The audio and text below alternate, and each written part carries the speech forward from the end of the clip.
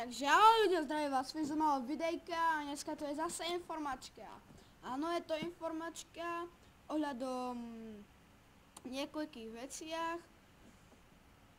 Chcem vám povedať poprvé, že nestiam nič, videjka nebudú takýto týždeň, dneska je pondelok a videjko natočím v útorok. Má mi prísť o týždeň mikrák, keď mi nepríde, si ho pôjdem sám kúpiť. A tak. To je prvá vec.